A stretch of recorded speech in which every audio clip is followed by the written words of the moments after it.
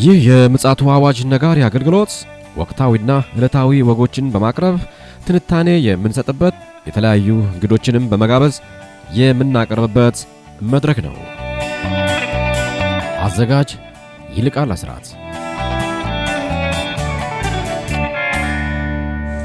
ሰላም ውድ የምጽአቱ አዋጅ ነጋሪ አድማጮቻችን ሰላም ለእናንተ ይሁን። በእሁድ ምሽት እንደገና ተገናኝተናል። በትላንትናው ዕለት የቀጥታ ስርጭት ነበረን ከፓስተር አለማየሁ ነሙ ጋር። በጣም መልካም ጊዜ እንደነበረን ተስፋ አደርጋለሁ። አስተያየት የሰጣችሁ ወገኖች እግዚአብሔር አብዝቶ ይባርካችሁ። እየተጠቀማችሁበት እንደሆነ እየነገራችሁን ነው ያለው። ስለዛም ክብሩን ለእግዚአብሔር እንሰጣለን። በአሁኑ ሰዓት እንግዲህ ዓለማችን አሁንም ገዘፍ ያሉ ክስተቶች እየተከሰቱ ነው ያሉት። እነዚህ ክስተቶች ከመጽሐፍ ቅዱስ ትንቢት የዘለሉ አይደሉም። ቀደም ሲል መጽሐፍ ቅዱስ አስቀድሞ ስለነገረን በእነዛ ወቅታዊ ክስተቶች ዙሪያ እነዛ ትንቢቶች ደግሞ ይፈተሻሉ። እንደገናም ደግሞ ለኛ እንደ ማንቂያም ደወል ያገለግሉናል ማለት ነው። ቀጥታ መስመር ላይ ፓስተር አለማየሁ ነሙ አለ። እንደ ወትሮ ሁሉ መረጃዎችን ያሰባሰበ እንደ እግዚአብሔር ቃል እየፈተሸልን እየተነተነልን ያለው ወንድማችን ነው። ዛሬ ትልቅ አገልግሎት ነበረው። እሱን ራሱ በኋላ ላይ ደግሞ ይነግረናል። አሁን ግን በቀጥታ ወደዛ ይዣችሁ ሄዳለሁ። ከፓስተር አለማየሁ ነሙ ጋር ወደምናደርገው ቃለ መጠይቅ እንሄዳለን። እስከዚያው ድረስ እንግዲህ መልካም ጊዜ እንዲሆንላችሁ እመኛለሁ። ይልቃል አስራት ነኝ ከምጽአቱ አዋጅ ነጋሪ አገልግሎት ሰላምታ አቀርብላችኋለሁ። መስመር ላይ እንግዲህ ፓስተር አለ። እንዴት አመሸ ፓስተር? እንደምን አመሸ ወንድም ይልቃል? እግዚአብሔር ይመስገን። ቀደም ሲል እንደተናገርኩት በአገልግሎት ላይ ውለህ ነው እንግዲህ የመጣኸው። በመጠኑም ቢሆን አገልግሎት እንዴት እንደነበረ ለአድማጮቻችን ታጋራለህ? እንግዲህ እንደተለመደው በጣም ቆንጆ ጊዜ ነበረ። የጀሬ ብዙ ጊዜ እመላለሳለሁ። ምክንያቱም ቸርቹን ከተከልነው ወደ አንድ 6ኛ ወራችን ነው። በዚህ 6 ወር እንግዲህ በጣም ብዙ ሰዎች ጌታን ተቀብለዋል። እንዲሁም ደግሞ ወደ 300 ምናምን መንደርሷል እና በጣም ይገርማል። ዛሬ ራሱ ብዙ ነበር የሚያደምቁት፣ ትንሽ እያደረጉ ነው የሚያደምቁት። ዛሬ ወደ 13 ሰው አጥምቀዋል። እኔ የደረስኩት ያው ከዚህ ስለሚሄድ ከተጠመቁ በኋላ ነው የደረስኩት። ተጠምቀው የገረመኝ ነገር ምንድነው፣ ከተማ ውስጥ እየተዘዋወሩ እየዘመሩ ወንጌል ሰብከዋል። ይሄ ደግሞ በጣም ደስ የሚል ሲሰብኩም ንጹህ ወንጌል እና ፍቅር ወንጌል፣ ሰውን ወደ ክርስቶስ የሚጠራ ወንጌል ነበር። በዝማሬም በስብከታቸው ምስክርነታቸው እና ደስ ይላል። እግዚአብሔር የተመሰገነ ይሁን። ቀላል አይደለም። እንግዲህ አድማጮቻችን ፓስተር አለማየሁ ከዚህ ከትንታኔው ባሻገር በመከሩ ስራ ላይ የተጠመደ ወንድማችን ነው። በወንጌሉ በተለይ ደግሞ በዚህ በደቡብ ኢትዮጵያ በማዕከለኛው ደቡብ ኢትዮጵያ አካባቢ በኦሮሚያ አካባቢ በከፍተኛ ደረጃ የወንጌልን ሸክም ይዞ ወርቃማው ንስር ዓለም አቀፍ ቤተክርስቲያን ልክ ነኝ አይደል ፓስተር?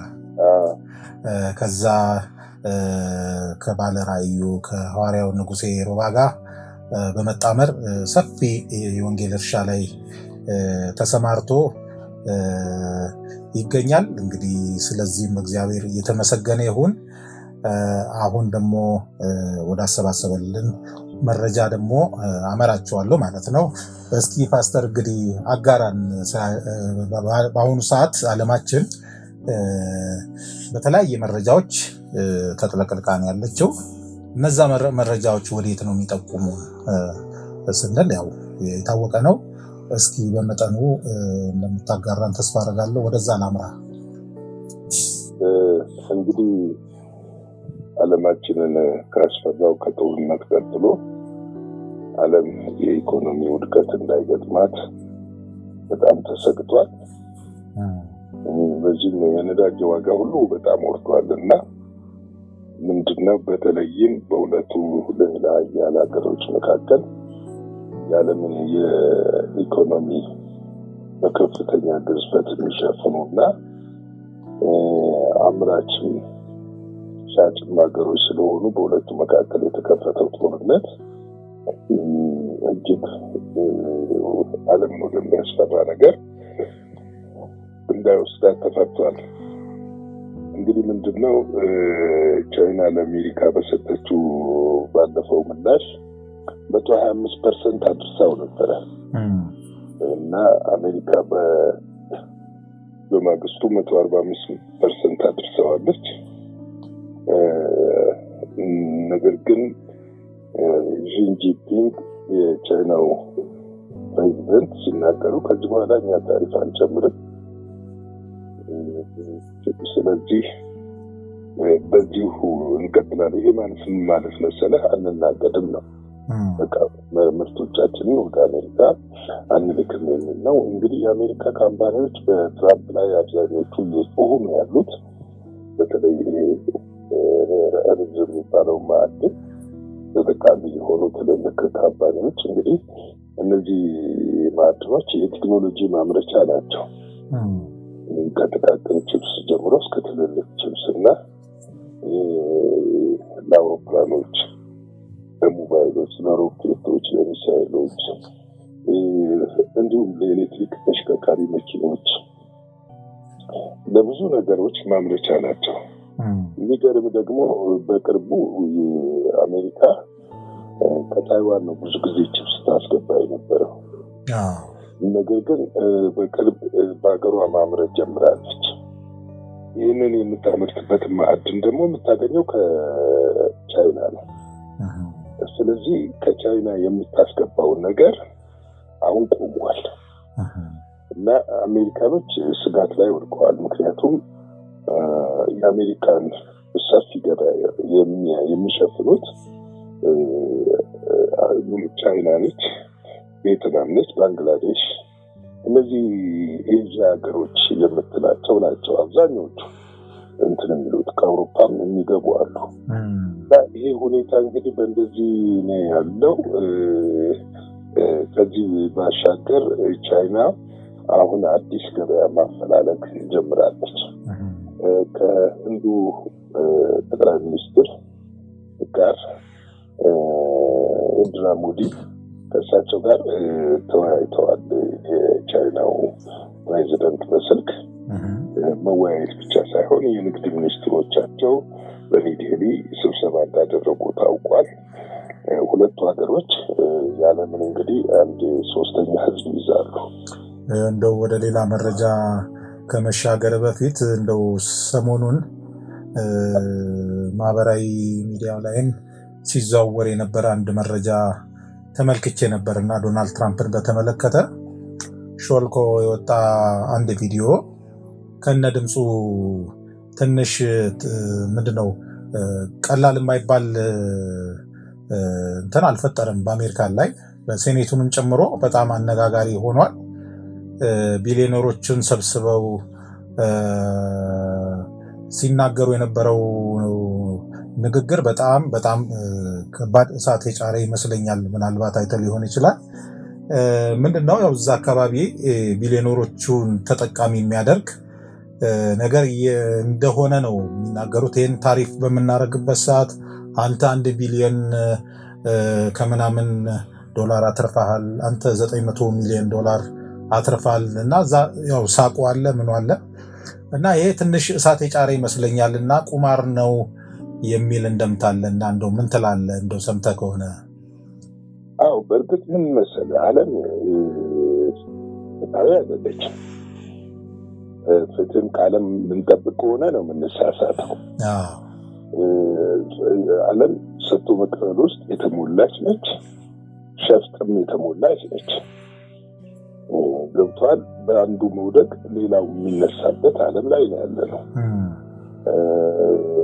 ስለዚህ የሌላኛው መውደቅ ለአንደኛው ደግሞ ሀብት እንዲሆን ይፈለጋል። ይሄ የዓለም ተግባር ነውና አይገርመኝም እንደዚህ መባሉ። ግን ምንድነው አሁን ቻይና እየሄደችበት ያለው አቅጣጫ በጣም አደገኛ አቅጣጫ ነው። ለዓለም ስጋት የሚሆን አቅጣጫ ነው። ከዓለም ይልቅ ማነው ለአሜሪካ ውድቀት፣ በጣም ለአሜሪካ ውድቀት እንደ አፋጥን ተፈርቷል። ምክንያቱም ከህንድ ጠቅላይ ሚኒስትር ጋር ተነጋግረዋል እርስ በራሳቸው ለመናገድ እና እርስ በራሳችን ለምንድን ነው ማንነቃቀጠው የሚለውን ነገር በስብሰባ ላይ አውርተዋል። ሁለቱም ደግሞ በጣም ሰፊ ገበያ ያላቸው ሀገሮች ናቸው። ሰፊ ገበያ ሲባል በጣም ሰፊ ገበያ፣ ምክንያቱም የህዝብ ብዛታቸው ሁለቱም ህንድ ወደ 2 ቢሊዮን ገደማ ነች። ቁርሻቸውን ወደኋላ አድርገው ማለት ነው። እና ምንድነው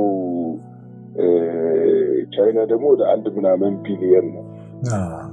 አንዱ ይሄ ነው። ሁለተኛው ከዚህ ጋር ተያይዞ ምንድነው የብሪክስ ሀገሮች እየተነቃቁ መጥተዋል።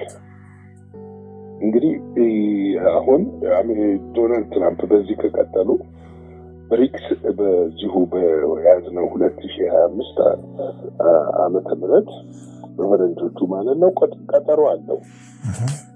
ምክንያቱም ብሪክስ የሚባል የብር ኖት እንደሚያመርት ቀጠሮ አለው። ሳምፕሉ ባለፈው በ2024 ራሽያ በነበራቸው ስብሰባ ታይቷል። ወደ 24 መጨረሻ አካባቢ ታይቷል። ይሄ ደግሞ ወጣ ማለት በአሁኑ ሰዓት አፈርድሜ የሚያበላ ነው ዶላር። ምክንያቱም ሁሉም ወደዚህ መቀላቀል ይፈልጋሉ። አሳቻ ሰዓት ነው መሰለኝ። አሳቻ እና ምንድነው አንዱ የአሜሪካ ከራሽያ ጋር ለመወዳጀት የምትሄድበት ርቀት እነዚህን ነገሮች ጫናዎች ለማስቀረት ይመስላል። እንግዲህ ይሄ ብቻ አይደለም። አሁን ቻይና ከአውሮፓውያኖች ጋር ዲል እያደረገች ነው። አውሮፓውያን በስፋት ምርታቸውን በተለይ ምግብ ላይ ምናምን ላይ በስፋት እንዲያስገቡ፣ ቴክኖሎጂ ደግሞ ከቻይና እንዲገዙ ዲል እየተደረገ ነው። ነገር ግን አውሮፓውያን ምንድነው በዋርሶ ተሰብስበው ስለነበረ ተወካዮችን ከአሜሪካ መንግስት ጋር የሚወያይ ተወካዮችን የአውሮፓ ህብረቶች መርጠዋል። እነዚያ ተወካዮች ወደ አሜሪካ ሄደዋል። ዲል እያደረጉ ነው። ግን ዲል ያድርጉ እንጂ ምናልባት የመቀነስ ነው እንጂ ታሪፉ ይነሳል የሚል ነገር አይኖርም። አሁን ይሄ ከሆነ ደግሞ አውሮፓ ፓርላማው አንድ የወሰነው ነገር አለ። ታሪፍ ለመጨመር ወስነው ነው። ከዛ በፊት ዶናልድ ትራምፕ ለ90 ቀናት ፖዝ ያደረጉት ይህንን ፖዝ ተከትለው ነው እንትን ያሉት። እንዶ ፓስተር የሚገርመው እኮ ለእስራኤልም አልተመለሱም እኮ ዶናልድ ትራምፕ 17%። እስራኤልንም አስጨንቋል መስለኛል። አይደለም አሁን እሱ ጋር እንትን ነው ስትራቴጂ ምንድነው መሰለ፣ በዚህ ተቀበቀኝ ተቀበልና በግራ ተሰጠዋል ትመልስለታል። ገብቷል? ስትራቴጂ ነው። ታሪፍ ያልተጣለባቸው ሀገሮች ራሽያና እንትን አለ ማንቺ የራሽያ ጎረቤት የሆነችው አይደለም ቤላሩስ ናቸው። ሁለቱ ናቸው ታሪፍ ያልተጣለባቸው። ግን እንግዲህ ያካሄዱ ይሄ ነው። ዛሬ ደግሞ ሾልኮ የወጣው ዜና ምንድነው? ቻይና ማለት ነው ከኢራን ጋር ከፍተኛ የሆነ ስምምነት አድርጋለች።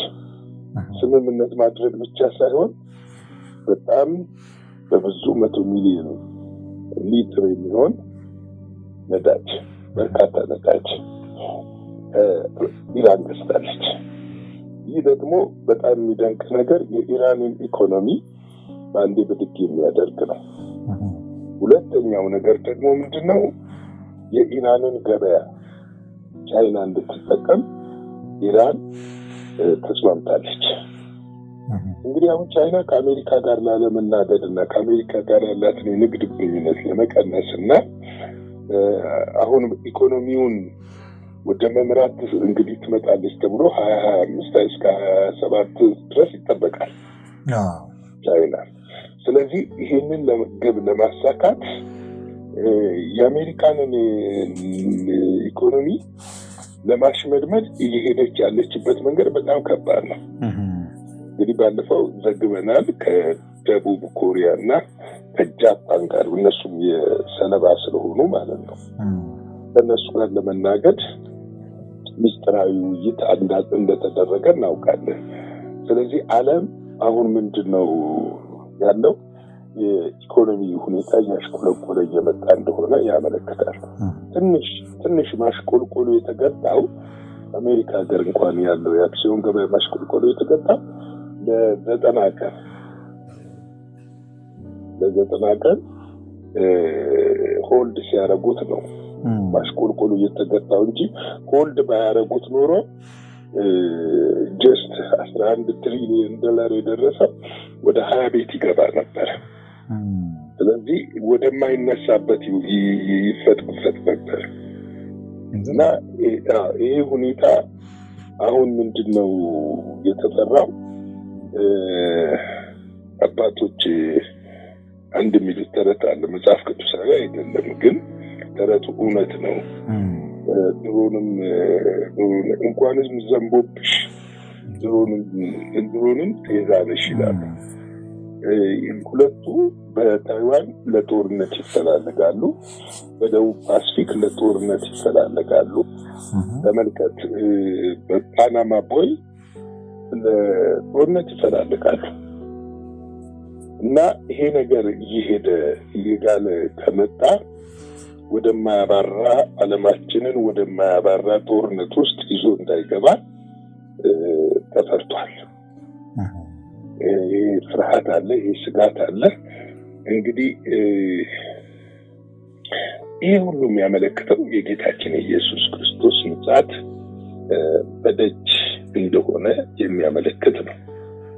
ስለዚህ እስቲ አንድ እግዚአብሔር ቃል እንካፈልና እንጨርሳለን።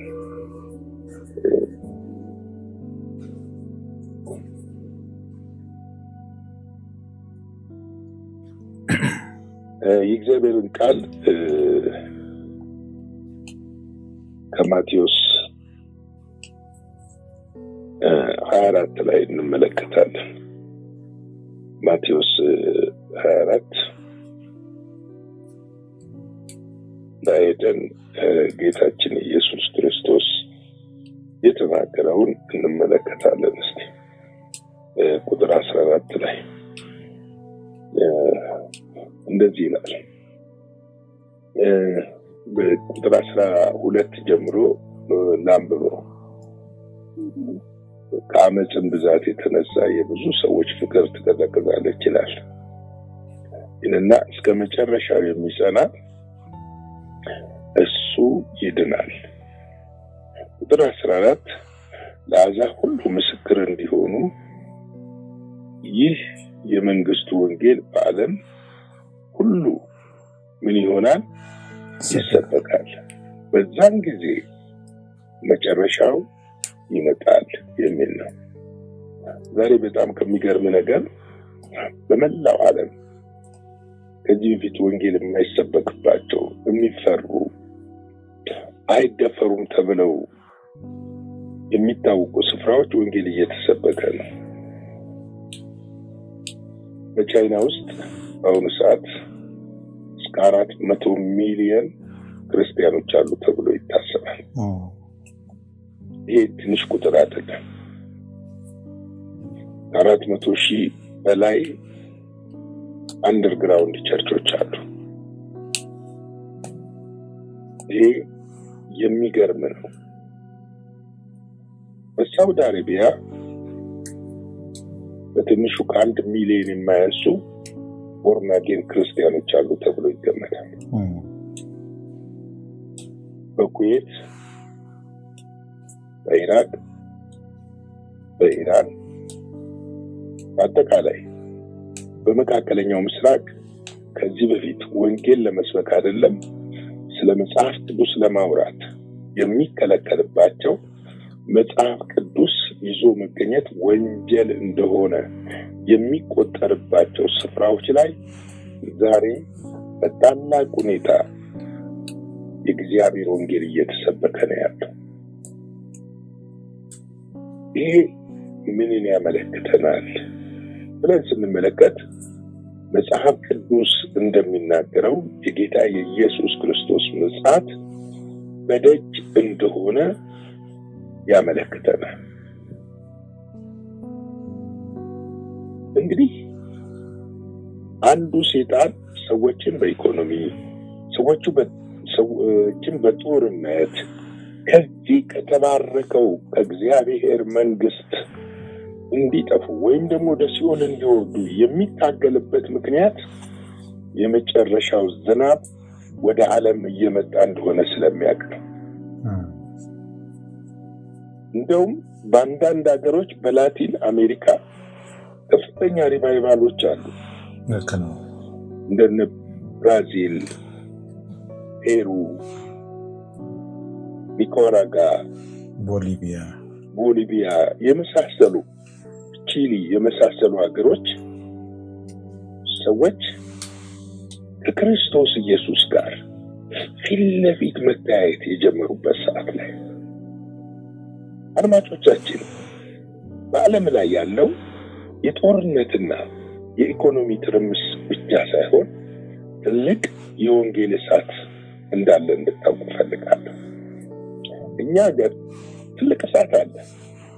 ነገር ግን ሰይጣን ይሄንን እሳት ለማዳፈን በገጠር እየተለኮሰ ያለውን የማይደፈሩ የኢትዮጵያ ከተሞች ውስጥ ገጠሮች ውስጥ ወንጌል እየገባ መሆኑን የተገነዘበው ሰይጣን ትልልቆቹን ቀዳሚዎቹን እያተራመሰ ይህ የኋለኛው ዝናብ ተግባራዊ እንዳይሆን እያደረገ እንዳለ ይሰማኛል።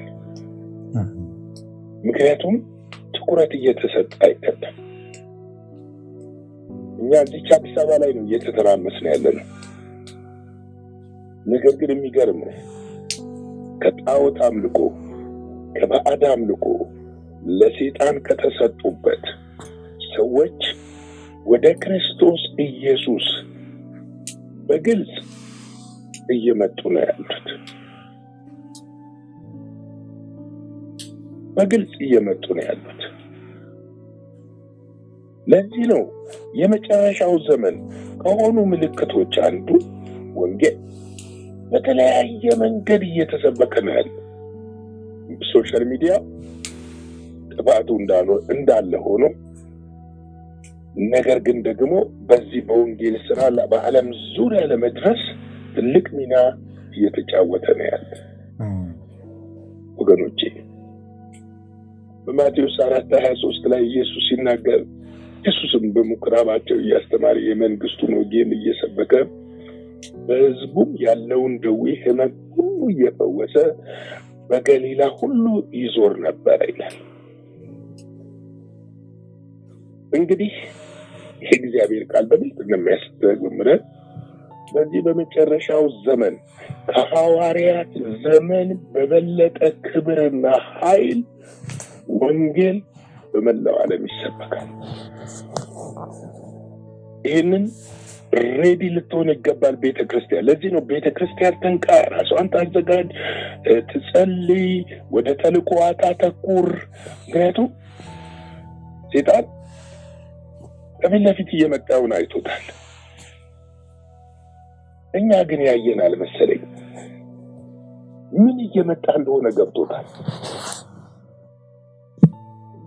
በቢሊየን የሚቆጠሩ ሰዎችን ከጨለማ ሊታደግ የእግዚአብሔር የመንግስቱ ወንጌል በኃይልና በስልጣን በድንቅና በተአምራት ሊሰበክ ያ የመንፈስ ቅዱስ ሰዓት እንደገና ሊለኮስ ሰዓቱ ቀርቧል።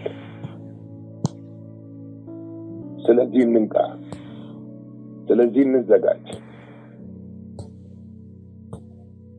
ምክንያቱም በአሁኑ ሰዓት በዓለም ሁሉ እየተሰበከ ነው ያለው። ስለዚህ ይህንን እንድናስተውል እፈልጋለሁ።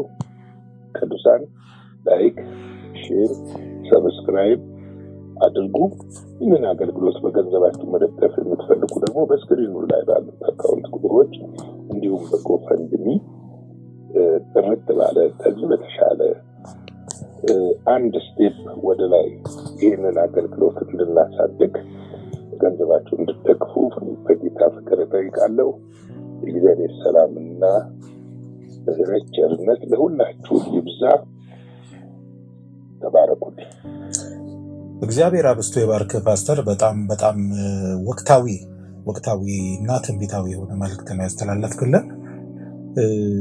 እውነት ለመናገር እንደውት ምናልባት ተጨማሪ ሀገሮችን እንደው ለመጠቆም ያህል እንደ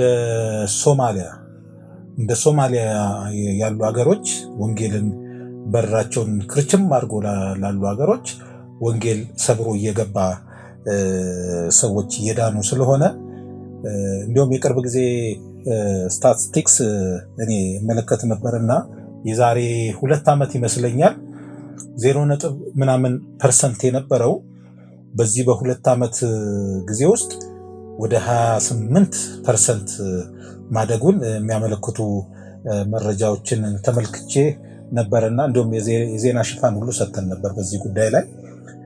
እነዚህ 1040 ዊንዶውስ የሚባሉ በራቸውን ለወንጌል እውነት ጥርቅም አድርጎ የዘጉ አገሮች ወንጌል ሰብሮ እየገባ ብዙዎች እየዳኑ ስለሆነ የሀገራቱ ነገስታት፣ ልዑላን፣ አልጋ ወራሾች ሁሉ ሳይቀር ጌታ በነፍስ ወከፍ እየተገለጠላቸው የወንጌል እውነት እያበራላቸው ስለሆነ ይሄ ትልቅ የመጨረሻው ዘመን አመላካች እንደሆነ እንረዳለን። ፓስተር በጣም እግዚአብሔር አብስቶ ይባርክ።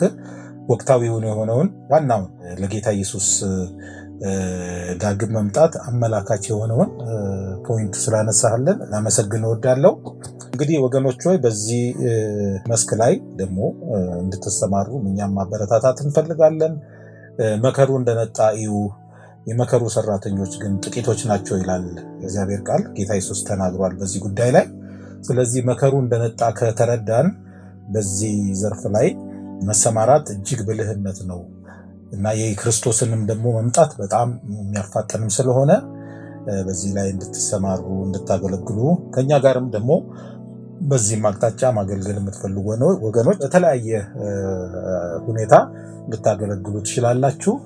እንግዲህ ለዛሬ የያዝነው ትልቅ መልእክትና የዓለማችን ወቅታዊ መረጃዎች ይህንን ይመስላሉ። የእግዚአብሔር ፈቃድ ከሆነ ደግሞ በነገው ዕለት እንደዚሁ ዓለማችን እንዴት አደረች እንዴት ዋለች ብለን ክስተቶችና ወቅታዊ ነገሮችን በማምጣት ፓስተር እንዲሁ መረጃዎችን እያሰባሰበ እንደ እግዚአብሔር ቃል ይዞልን ይመጣል። ለዛሬ እንግዲህ ያለን ይህን ይመስላል። መልካም ምሽትና መልካም አዳር እንዲሆንላችሁ እንመኛለን። መልካም ምሽት። አዘጋጅና አቅራቢ ይልቃል አስራት ነበር። ለዛሬ ያዘጋጅንላችሁ ይህንን ይመስላል። በሌላ ጊዜ በሌላ ርዕሰ ጉዳይ እንገናኛለን። የምጽአቱ አዋጅ ነጋሪ አገልግሎት። መልካም ጊዜ